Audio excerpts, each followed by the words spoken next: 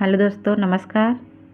आप सबके लिए बहुत सुंदर, बहुत प्यारा सा नाच गीत लेकर आई हूँ। जैसा लगा आप लोग कमेंट में ज़रूर बताइएगा और अपना आशीर्वाद दुलार बनाए रखना। सो प्लीज़ ये हमारा नाच गीत आप लोग लाइक शेयर सब्सक्राइब करना ना भूलिएगा।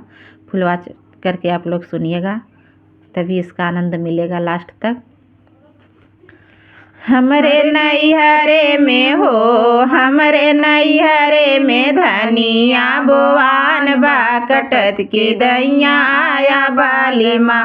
हमरे नैहरे में हो, हमरे नैहरे में धनिया बोआन बा, कटत के दैया आया बाली माँ। सोने की थाली में जेवना बनाए, सोने की थाली में जेवना बनाए। हमरे नैहरे में हो, हमरे नैहरे में जेवना तैयार बाजवत की दैया आया बाली माँ। हमरे नैहरे में हो, हमरे नैहरे में जेवना तैयार बाजवत की दैया आया बाली माँ। हमरे नैहरे में हो, हमरे नैहरे में धनिया बोआन बा, कटत की दैया आया बाली माँ। हमरे नैहरे में हो, हमरे नैहरे में धनिया बोआन बा, कटत की दैया आया बाली माँ।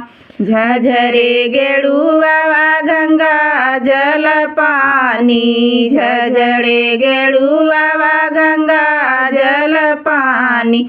हमरे नैहरे में हो, हमरे नैहरे में गेड़ुला भरान बाजवत की दैया आया बाली माँ। हमरे नैहरे में हो, हमरे नैहरे में गेड़ुला भरान बाघुटत की दैया आया बाली माँ। हमरे नैहरे में हो, हमरे नैहरे में धनिया बोआन बा, कटत की दैया आया बाली माँ।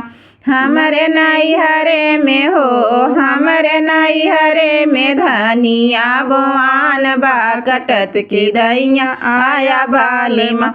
लाची लवांग रस बीरा जोड़ाए, लाची लवांग रस बीरा जोड़ाए। हमरे नैहरे में हो, हमरे नैहरे में बीरवा तैयार बा, कुचत की दैया आया बाली माँ। हमरे नैहरे में हो, हमरे नैहरे में बीरवा तैयार बा, कुचत की दैया आया बाली माँ।